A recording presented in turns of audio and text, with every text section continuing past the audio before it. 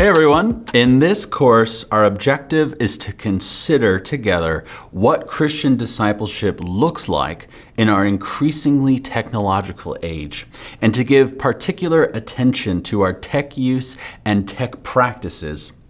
Each week, we'll commit to various habits and counterformational practices in order to highlight the importance of reclaiming our agency in the contemporary landscape. Of course, I can't begin this lecture without first acknowledging the irony of this course. We are having a conversation about technological saturation and how we can combat it by means of technological mediation. To start, you are accessing this lecture and this course through a screen, whether it's a laptop, a desktop, a tablet, or a smartphone, and you are using a learning management software called Moodle if you're one of our Bethel Seminary students, or a similar platform called Mighty Networks for those joining our Seminary for Everyone initiative. Each week, we will be uploading video recordings of ourselves via Flipgrid, and we'll be joining together synchronously from our own remote locations via Zoom.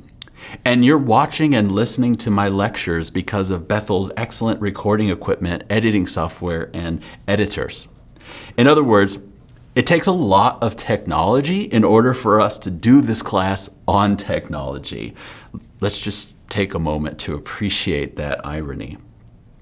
And let's also acknowledge, because of this, that this class will not be a wholesale critique of technology or a rejection of its value. During the first part of the COVID-19 pandemic, for example, most of my own personal relationships and social interactions were mediated through technologies like FaceTime, Facebook, and Zoom. And yet, we've all experienced the negative effects of this, like Zoom fatigue. There's a cost, even as there is a benefit. And that's true historically with technological development, not just with our recent experiences. And in this first lecture, I want to look more closely at that dynamic and ask the following question up front. Is technology good, bad, or morally neutral? That's our key question today. To start, we need to be clear on what we're talking about related to technology.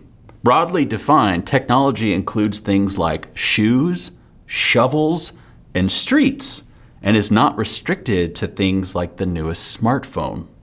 But in our setting, right, technology mainly refers to digital technologies. In this course, we'll primarily think about the influence of digital technologies in our lives, looking at the role of screens, social media, and the like. But these digital technologies should be subsumed under the larger umbrella of technology and should be understood alongside the broader drive for greater efficiency and progress with all of our wider technologies. When someone is pro-tech and claims that technology is good, they are primarily thinking in terms of progress, efficiency, and improvement, and our ability to find technological solutions to our problems. Perhaps no one sings technology's praises better than Kip from Napoleon Dynamite. Kip sang the following words at his own wedding as part of his vows. "We met in a chat room. Now our love can fully bloom. Sure, the World Wide Web is great, but you make me salivate. Yes, I love technology, but not as much as you see. But I still love technology, always and forever." Technology has provided opportunities and experiences we couldn't have had otherwise, and it has undoubtedly changed the way we live. And in the case of Kip and those who use apps like Bumble and Hinge, it changes how we date and marry. If it is the case that technology is always advancing and progressing, then many who see technology as positive believe that society will necessarily improve the more that technology is integrated into it. Most people are not too keen to say straight up, though, that technology is good without any sort of qualification, because they are very aware of how it is so often put to terrible use. But at the same time, they want to point out that it is how tech is used that is precisely the issue. Technology's goodness or badness, so to speak, is based on how it is used. In other words, it's a tool. Tools are neither good nor bad in themselves, but they can be utilized for good or bad purposes. The position that I've just described here is called instrumentalism. It is the idea that technology is an instrument or a tool, being neither good nor bad in itself. Mari Swingle, who is a psychologist that has written extensively on screen use, especially in her book iMinds 2.0, and who will be joining us for one of our synchronous Zoom sessions, says that it's ultimately what we do with technology that matters. As she says, quote, "When we are critiquing the dimensions of digital media and their influence on human behavior, it is key that a new technology not be blamed for or confused with personality traits, couple or family dynamics, or developmental stages that would exist regardless." Clearly, Dr. Swingle is highlighting the nature of the user over against the nature of the tech. Shannon Valor, who is Baillie Gifford Chair in the Ethics of Data and Artificial Intelligence at the University of Edinburgh and the Director for the Center for Techno-Moral Futures as part of the Edinburgh Futures Initiative, speaks about tech as tools in this way. Quote, "Just as important as the tool is the question of whose hands the tool is presently in, and what the character of that person allows them to build with it." A few pages later, she nuances this further by stating, quote, "that technologies neither actively determine nor passively reveal our moral character. They mediate it by conditioning and being conditioned by our moral habits and practices." Douglas Estes, a colleague of mine who teaches New Testament at Tabor College and a contributor to our Black Mirror volume, favors this instrumentalist view as he expounds in his book, Braving the Future, Christian Faith in a World of Limitless Tech, because, as he sees it, it places more responsibility on the tech user. It forces the tech user to foster discernment in how they are using their tech for good or for ill. As he states, quote, "Generally speaking, technology is good in that it improves our lives and makes the world a better place." He explains, though, that when he says good, he means it in the pragmatic and utilitarian sense of useful and worthwhile. But Estes is not naively optimistic. As he states, although he is more of an instrumentalist, he affirms that tech is a tool with consequences, sort of modifying that original stance a bit. Michael Harris, in his book The End of Absence, which we will say more about next week, similarly refers to our seemingly benign tools as being so useful and so sharp. But it is worth asking whether some technologies are too sharp to handle. Yuval Noah Harari, an Israeli historian at Hebrew University in Jerusalem, states in his 21 Lessons for the 21st Century that humans were always far better at inventing tools than using them wisely. And for these and other reasons, there are some who contend that modern technologies are simply bad in themselves, particularly because they are so bad for us, and thus we should refrain from using them. People who think like this are known as Luddites, referring to a group in England that revolted against the implementation of textile machinery during the Industrial Revolution. The term Luddite, then, is pejoratively applied to anyone who rejects modern technologies per se, and are often associated, of course, with Christian groups like the Amish and some Mennonites. But there is another kind of position that says that technology is not inherently bad, but neither is it merely a tool. This position is known as determinism, and this position contends that all technologies inherently shape us. This does not mean that tech is bad, but it also does not mean that it is neutral either. The famous philosopher Martin Heidegger, in his essay, The Question Concerning Technology, contends that technology is an enframing that causes us to see the world in a particular way, specifically as a repository of stuff that I can take and use for any purpose, rather than as something merely given in itself. In Heidegger's view, technology changes the way we look at the world around us and what we see when we look at it. Jacob Schatzer, a dean and professor at Union University in Tennessee, who will also be joining us for a Zoom session in this course, writes in his book, Transhumanism and the Image of God, that technology has its own telos, or its own set of goals, which bends us toward that direction. As he states, quote, each tool pushes toward the goal that the tool is best made for. Schatzer takes that famous image when you have a hammer, everything looks like a nail, and he gives it a kind of technological upgrade. When you've got a smartphone with a camera and the ability to post something online, everything looks like a status update. The famous hammer adage is so perceptive because it highlights the fact that tools, even hammers, are not neutral.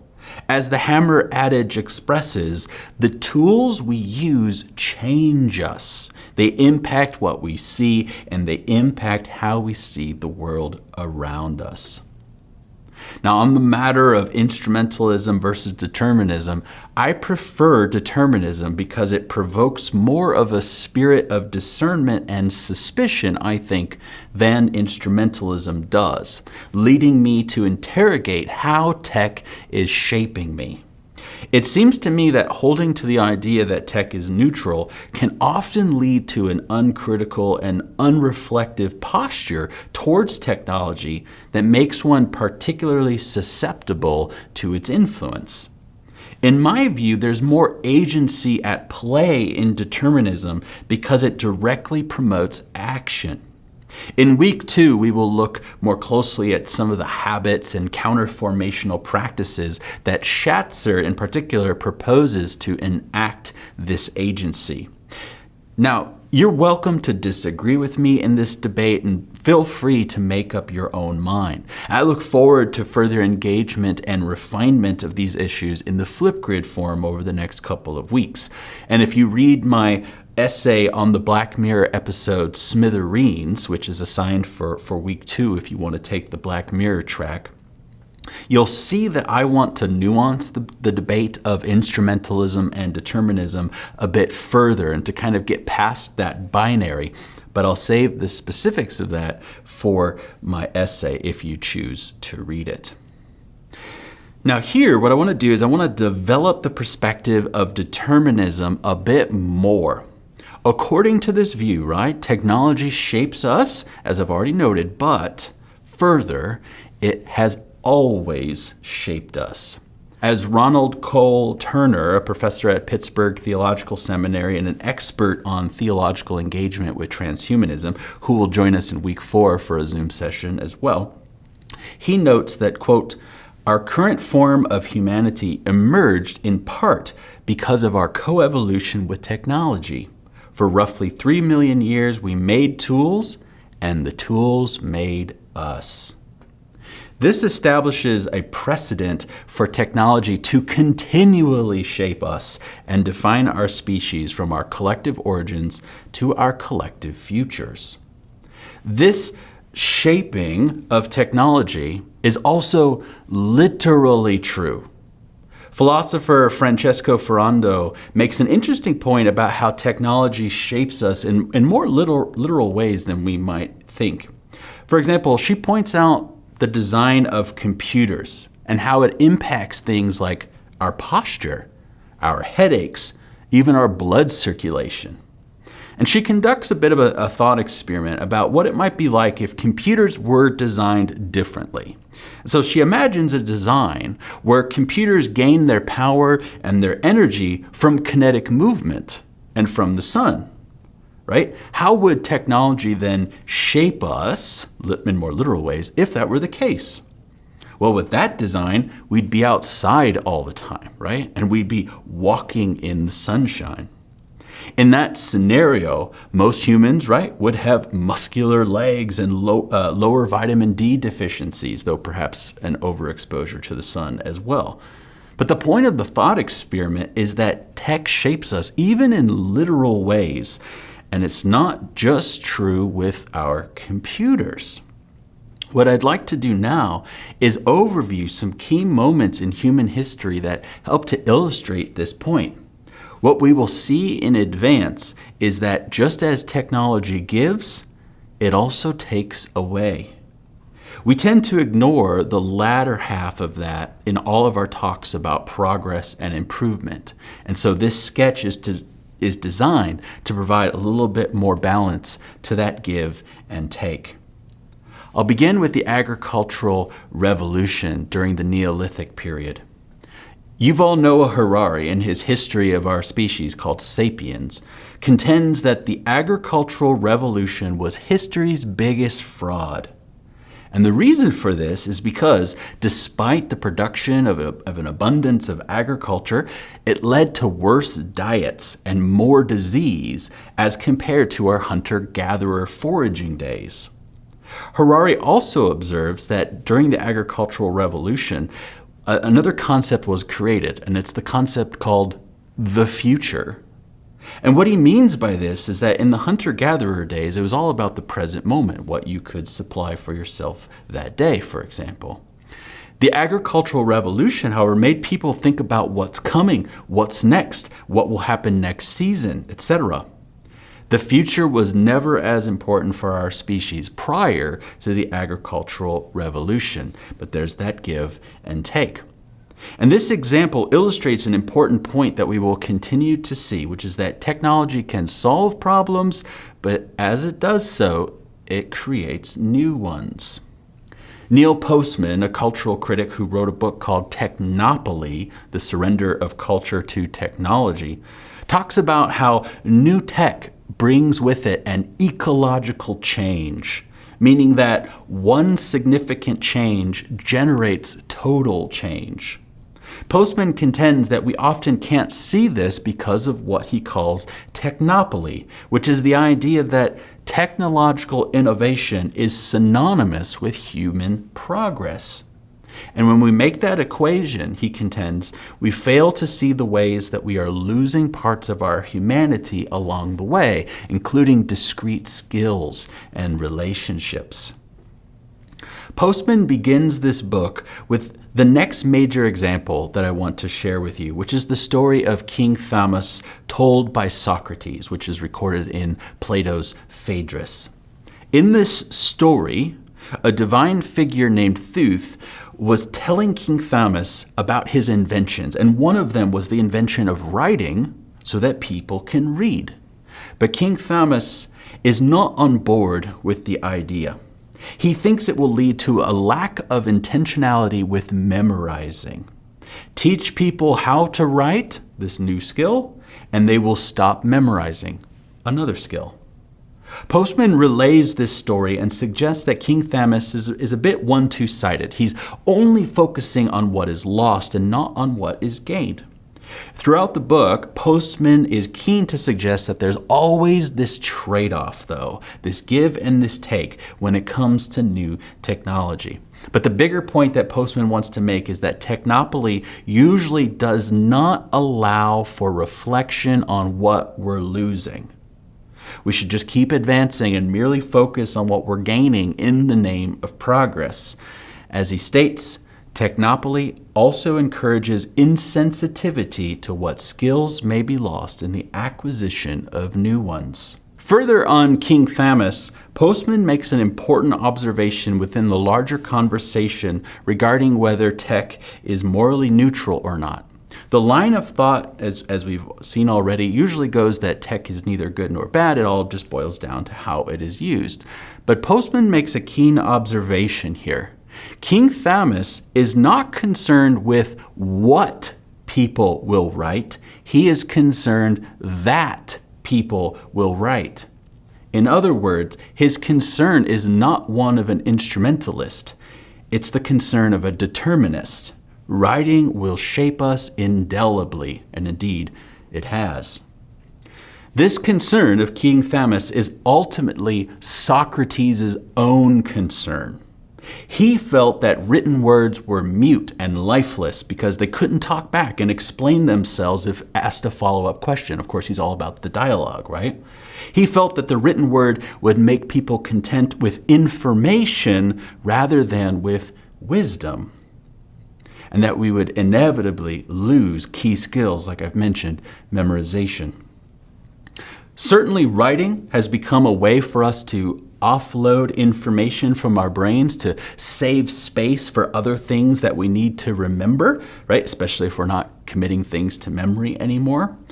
This phenomenon of offloading is referred to as the extended mind, which sort of makes the paper, for example, upon which we write our notes, function as a physical extension of our minds. And now if we fast forward to the way that we use our smartphones and other devices, those now serve the same functions. And so we see how our phones are like extensions of our brain's functionality in many ways. Another advance in technology related to reading that I want to mention is the production of the Gutenberg printing press. Now, Gutenberg was Catholic, and yet his invention helped to spark the Protestant Reformation, which was rooted, of course, in many ways with this desire to have the Bible written in the language of the people and to make its content accessible to everyone. The printing press, right, had unforeseen consequences on the history of the Western Church beyond what Gutenberg could have imagined. And related to this example, French novelist Victor Hugo, in his Notre Dame de Paris, has a scene in which an archdeacon says of a printed book in the aftermath of the printing press that this will kill that, referring to the cathedral. Clearly, there's been a loss of a sense of space among Christians, especially that notion of sacred space for low church Protestants, as they're often called. Not to mention as well, a loss of faith in organized religion in general. And so in many respects, Victor Hugo was right. The book killed the cathedral. But of course, in our day and age, reading is slowly becoming an archaic activity beyond text messages and tweets less than 280 characters. As cognitive psychologist Marianne Wolf explains in her fascinating book, Proust and the Squid, reading is a miracle. The brain was never intended to read. Humans pass on genes for vision and language, but not for reading. Each generation has to learn to read, and the brain does so by rewiring and reorganizing itself. It utilizes its ability for object recognition and differentiation in order to read, utilizing capacities that already exist to make reading possible. And this work in the brain differs whether you're reading a language with an alphabet like English or one with characters like Chinese. This ability of the brain is part of its open architecture, or what's known as neuroplasticity. Now, further though, as Marianne Wolf explains in her book Reader Come Home, the medium in which we read as well, whether in print or on a screen, also changes our brain. Our brain can be molded by the effects of digital media and reorganize itself so that the habits and patterns of digital reading, especially if it's the dominant way in which we read, forces itself upon the way that we read print with similar levels of diffused attention, especially if we're used to reading as we scroll, for example. Wolf contends, therefore, that reading per se doesn't do what Socrates feared, but access to unparalleled amounts of information in the era of the internet totally does. As Wolf states, quote, "I fear that many of our children are in danger of becoming just what Socrates warned us against, a society of decoders of information whose false sense of knowing distracts them from a deeper development of their intellectual potential." She speaks about this unprecedented access to knowledge that we have with the internet in fascinatingly biblical terms. As she says, throughout the story of humankind, from the Garden of Eden to the universal access provided by the internet, questions of who should know what, when, and how remain unresolved. If you're looking at the back of my laptop right now, you'll notice the image of a bitten apple. The tech giant that calls themselves Apple draws attention to the archetypal access to knowledge that their products provide. And perhaps the image speaks better than they even know, given the corruption that the devices are uniquely capable of. Turning away from reading, what other technological developments reflect this give and take? Consider the Industrial Revolution. Of course, at the time it created many new jobs, even as it made many more obsolete. And as we continue to develop newer and better robots, for example, we will continue to see further expansion in job automation that make humans less and less relevant vocationally, something that political hopefuls like entrepreneur Andrew Yang have been trying to make more of a central part of the political conversation, and which films like WALL-E and Nomadland explore in their respective ways. For another example here, consider the advent of cars, right? The car was created to solve issues of immobility, but the preponderance of cars, as Postman notes, creates a new kind of immobility, right? Traffic jams. Not to mention other problems altogether, like environmental issues, right? Through the creation of roads and highways, reliance on oil, and the pollution of cars themselves, right? And speaking of cars, consider the way that GPS has impacted our driving. We used to write down directions to someone's home, or we'd print off directions from MapQuest, if you remember those days. But now we just drive around and follow the disembodied voice wherever it tells us to go, right?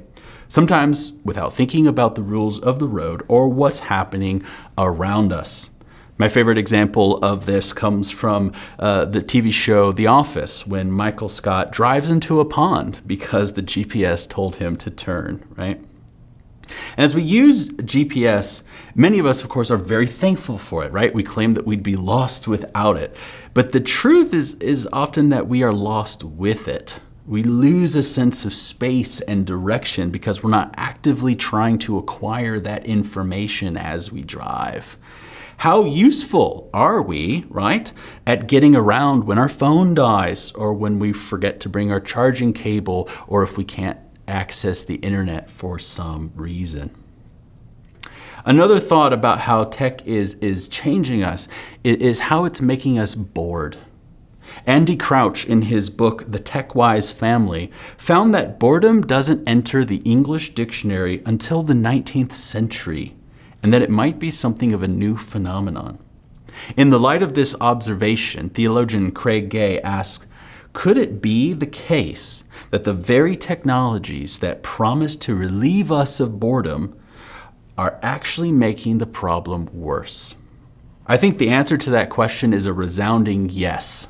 It reminds me of the comedian Bo Burnham's most recent special called Inside, which you can find on Netflix. It's perhaps the best representation and exploration of mental health during the pandemic. In one of the original songs from the special called Welcome to the Internet, Burnham probes the absurdity of the breadth of things on offer with the wide array of what's available on the internet.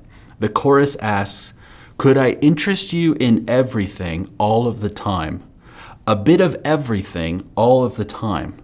Apathy's a tragedy and boredom is a crime. anything and everything all of the time. As the song unfolds, the tempo increases and begins to sound almost frantic. And the more that I think about that song in the light of the ideas being discussed here, the more I find it absolutely chilling. These are just a few examples to highlight some of the major changes that tech has brought throughout history, and we could point to much more. But where is all of it taking us? What's next, right? Surely technology will continue to shape and change us. The idea that technology won't do that it won't continue to change us, is known as the Jetsons fallacy. Jacob Schatzer opens his book by drawing attention to this fallacy, which is again the idea that the future entails a world in which our gadgets have changed, but we humans fundamentally stay the same. As we have seen, tech solves problems and introduces new ones, and it changes us in many respects, including the loss of discrete skills. The threat is that the ultimate end of this equation appears to be the loss of humanity itself through what's known as transhumanism. This is the endeavor to use technology to transcend our biological limitations emotionally, intellectually, and physically, so that we enter the next phase of our species by our own design, post-humanity, which is something that we will explore together in week 4 of this class. And this brings us back to Postman, which is a delightfully ironic surname given his views on technology. Postman stated, quote, "One characteristic of those who live in a technopoly is that they are largely unaware of both the origins and the effects of their technologies."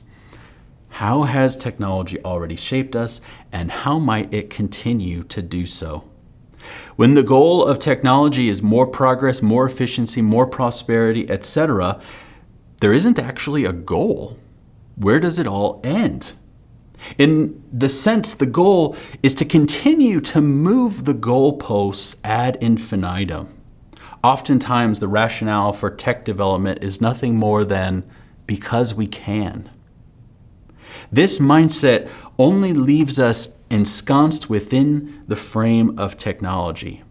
As Henry David Thoreau contended way back in the 19th century in his book Walden, we have become tools of our tools. New inventions, according to Thoreau, are no more than improved means to an unimproved end. How prescient these words were from Thoreau, who knew nothing of smartphones or Amazon. And this conversation about progress itself needs to be probed further. Progress for whom? Who stands to benefit from technological development? Is it the user for whom life becomes ostensibly more convenient, or is it the developer who just got a little bit richer with each new purchase? If tech development is not driven by concerns about human thriving and human relationships and human flourishing, then how is it truly progress? And it's at that point about human values that we really get beyond the realm of technology and science per se. It highlights the importance of the role of the humanities in all of this. And this is why I've chosen pop culture as a key dialogue partner and interlocutor for this class. Yuval Noah Harari, again, writes in his 21 Lessons for the 21st Century that, quote, "Art plays a key role in shaping people's views of the world. And in the 21st century, science fiction is arguably the most important genre of all, for it shapes how most people understand things such as AI, bioengineering, and climate change. We certainly need good science, but from a political perspective, a good science fiction movie is worth far more than an article in Science or Nature." He asserts further that, quote, "Very few people read the latest articles in the fields of machine learning or genetic engineering. Instead, movies such as The Matrix and Her, and TV series such as Westworld and Black Mirror shape how people understand the most important technological, social, and economic developments of our time. Harari articulates perfectly why I've incorporated so much pop culture into this class. How do these films and TV shows shape our perceptions and understandings of technology? And how do they give us some thoughts about how to evaluate our present tech use? Harari further contends not merely that pop cultural expressions like science fiction help us think through our tech use, but further that scholars in the humanities need to use their expertise to speak into tech use and tech development. He contends, quote, "Since the corporations and entrepreneurs who lead the technological revolution naturally tend to sing the praises of their creations, it falls to sociologists, philosophers, and historians such as myself to sound the alarm and explain all the ways that things can go terribly wrong." I love this and I agree with it, but I would want to supplement it by adding theologians to this list. Tech gurus and scientists will be able to talk about what's possible, and theologians can't address those things from our area of expertise, but we can speak meaningfully about what is desirable and why. And further, how it will continue to shape the lived human experience. In fact, I contend that there is something spiritual, even devotional, about our tech use. To speak of technology shaping us is already to invoke the notion that technology makes its own disciples, as Jacob Schatzer talks about, contending that technology makes technological people. There's an irony for how all of this taps into religion because, as Harari asserts in his book Homo Deus, new technologies kill old gods and give birth to new gods. Indeed, Rudolf Bultmann's famous demythological project was inspired by the idea that technology makes the spiritual world of the Bible literally unbelievable to the modern man. And I'm fairly certain that we've all heard something similar from people all around us. But this notion of technology making the spiritual realm obsolete is a fascinating notion in and of itself. It's for this reason that technology is one of Neil Gaiman's American gods in his famous novel by the same name, technology being akin now to one of the gods of the Greek or Norse mythological pantheons, right? And in this case, it governs American society. We see something similar even in Harry Potter, where the magical world is offset from the non-magical society known as Muggles. As the two communities went their separate ways, the magical had their magic and the Muggles developed technology. That comparison then invites the reader to see in the supra-mundane magic of Harry Potter a cipher for thinking about technology in our world. And all of that brings us to Black Mirror, a dystopian TV show on Netflix that I've incorporated into the fabric of this course. And for those who are keen to check it out for the first time or to revisit it, please do so. Of course, it's not for everyone, as I've mentioned. It's a bit dark and heavy, so choose wisely. Viewer discretion is advised. But Black Mirror is a fascinating look at this point because in many ways, it's like a modern version of The Twilight Zone. But instead of focusing on the supernatural, the show replaces that with technology, as the creator and showrunner Charlie Brooker asserts. All of this highlights how there's something deeply spiritual about technology, even in these attempts to replace the spiritual with technology. It's playing that same role that the supernatural once did. And that in itself is worth our deep consideration.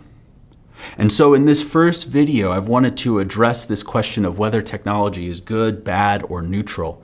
It's clearly a complicated question that deserves a lot of nuance. I hope this reflection on how technology is a tool, but also how it shapes us, provokes you to think more meaningfully about how we use our technology and how we might want to practice new habits, disciplines, and practices to counterbalance what we might find to be a negative influence. We will have more to say on that subject next week. Cheers.